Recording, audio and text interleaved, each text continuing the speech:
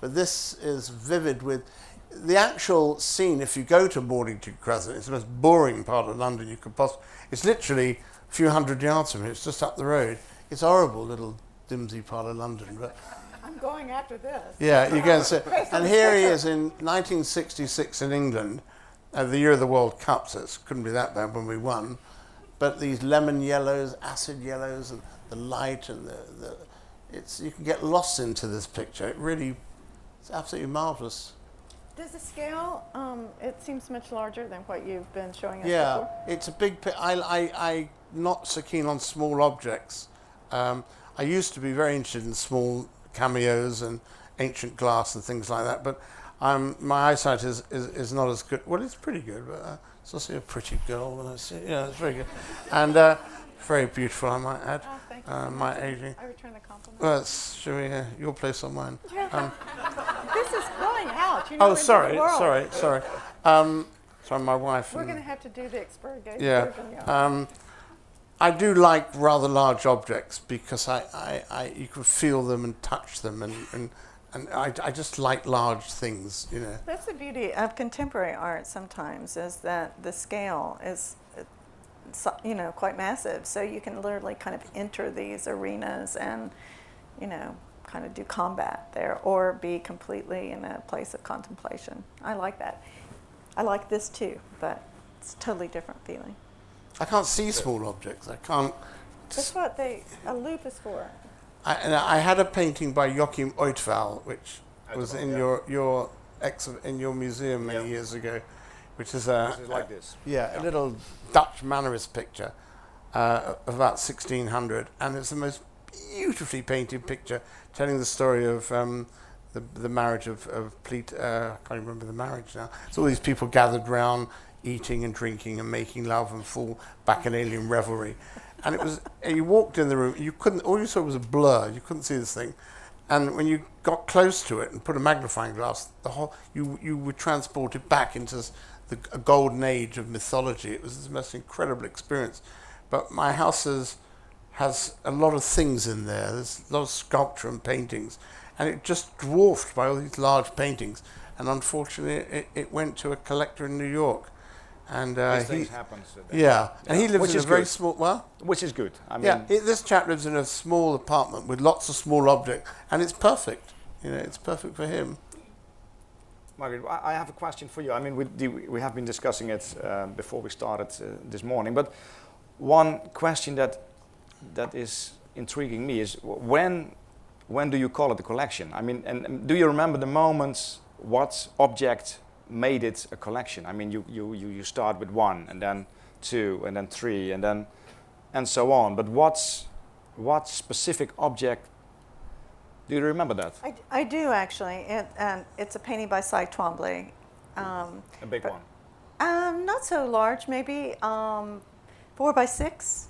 I'm not going to get those dimensions exactly right, but it's reputed to be the first painting he did once he moved to Italy in the late 50s, and it's, you know, one of those calligraphic, very ones that people that either love it or hate it. I mean, you have a strong response,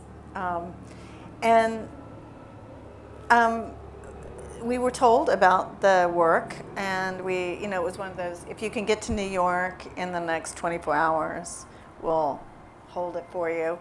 And Robert and I looked at each other and we said, yes, of course we have to go. So we went and sat in front of this work, and at the time I had been wanting to change house and do something larger, because our house is really quite modest. So it was, in fact, a practical reason. It was, he looked at me and he said, you know, we can't do both. We can't buy this picture, and also we can't have a new house. And I thought, well, of course we're going to buy the picture. But as I left that day, after having made that, I realized that we were making decisions differently, and our priorities were different than most people and most of our friends. And we looked at each other and said, if we have 2 farthings, we're going to spend 1.8 on art because that's what feeds us and that's what's great for our relationship together, and it allows you to talk about so many other things, and it's a way to get to know one another. And but once you start to buy things that are kind of known in the world, or you make sacrifices for them, then I think you have to acknowledge that perhaps you're a collector and perhaps you have a collection. And I don't know about you, but that was a very... This is a very, that was a very personal confession. So how is that with you, Danny? Is that? I never really thought about collecting. I just wanted to own these things. Which in fact is collecting. Yeah. Well, as I explained earlier, the innate desire to collect. But what you say, when it becomes a disproportionate part of one's assets and you're putting it into one object, you've got to be mad or be really mad or clever. And trying to explain that to your banker is like, really, this is your balance sheet? This is it? But I don't, when I go to buy a work of art in auction, I go to buy it. Mm-hmm. And whether I can afford it or not comes next. I just buy it. And don't put things into auction that I want to buy, because my father used to call me checkbook free. Yeah, I mean, I'm just ruthless at buying things. I have to have it, No regrets ever. Oh yeah, lots of regrets. Tell us. Oh yeah, tons of regrets. Oh God, what did I buy that for? How can I get? I'll cancel the sale. Only one. No, most regret. I have had a few collections that have weeded out and got rid of the minor thing. Now I'm reached the age of 28 and 30. Sorry, I don't know. And I want to have really fine, beautiful things that make a statement to me. I'm not that interested in showing the collection off. I'm not as insecure as I used to be. I used to come around, have a look at this, come around. I used to get everybody round to show what a great person I was because I could buy this thing. Now that bullshit has kind of gone now. It's really for my wife and a few friends and academics and museum people who want to come round and look. But as I said, you get more secure in your taste and you don't need to show off and expand your big ego. You get more relaxed about it. Owning these things, you might one day wake up and think there's a fortune on the walls here. I'm going to give it all away to charity, or I'm going to do something else in my life. It hasn't happened to me yet, but it might happen. But I think the thing I don't like doing, I must be quite, is lending to exhibitions. I do it all the time, but you go in these rooms. I can't stand it. We're lending a picture to the Metropolitan Museum tomorrow. It's a big picture. It's going to be a big hole in the wall. So I said to the Metropolitan, look, I think you could lend me your Velázquez Don Paraja for a few months. It's fair and, I have a Gober I could lend you. Well, actually, that's a deal, I would say. Well, yes, because I need to put a new toilet in the downstairs, and I could sort of screw it in. It might fit very well. But Margaret, how about you? Do you get more secure in your taste? In what you want, or are you open to surprises? And are you? I think I'm the ultimate open to surprise. I mean, I went to Maastricht just to bum around and be away from the contemporary world and fell into manuscripts. And by the end of the weekend, I was staying up trying to figure out how to pay for something. So, I do think I'm very open, but I'm also, because of the commitment that I have made and with 2 other families in Dallas to leave our collections to the Dallas Museum of Art, I have to be a little bit more disciplined as well. I mean, it's this constant tension between what I love and what moves me as an individual at this moment in my life and what I want to surround myself by, what I want to challenge myself with. And then this idea that it's, if I get hit by your double-decker bus out here, what's in my collection the day I die of contemporary art goes to the Dallas Museum of Art. So I have given them, carte blanche. They can sell the whole thing if they want. I think they'd be very silly. That's very generous. I've been a museum trustee for a long time. I see. I've seen a lot of gifts made to Yeah. museums, and Yeah. the ones with strings are the ones you hate. Yeah. And they're impossible to satisfy. Yeah. And you know, I'll be dead if these things don't hold their value, and the museum needs to edit. They have to put the money back into acquisitions. That's good. Okay. And That's the only restriction, then. Yes. Okay. But if they want to, sell $20 million worth of art and put it in an endowment for the care of the collection, that's fine. Maybe I should have been more, maybe I should have put more constraints around it, but I don't think that's the spirit in which I wanted But to it gives make you the gift. a great feel of satisfaction.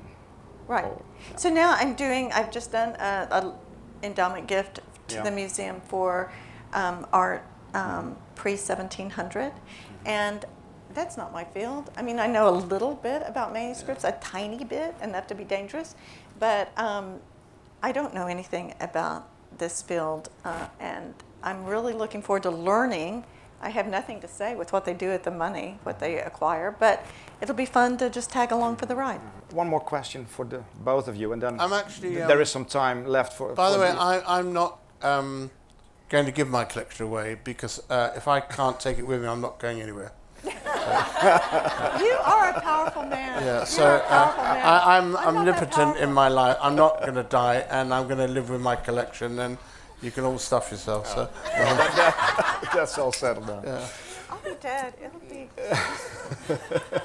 Yeah, we can't prove. I mean, well, you'll survive us all, so Well, I'll we be around we for don't 1,000 know. years. There you go. Well, one more question for the both of you, and then there is some time for the audience to have some questions and maybe some discussion. I mean, while on this fair, the masters and the frees, I mean, there's this yes category, I want to have it. There is a huge category, no, I'm not interested to have that. But there is this category in between, and we all know this category, the maybe. Ooh, yeah, maybe that's nice. I'll come again, or maybe within 1 hour I come back. And what about this maybe category? Or is it love at first sight? You see it, you have it, you want to buy it, or how about this maybe?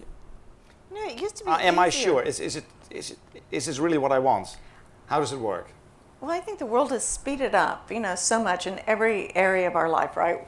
Everybody's on this, everybody is constantly, it's going like that. And art, supposedly, right, should slow us down and allow us to make better decisions.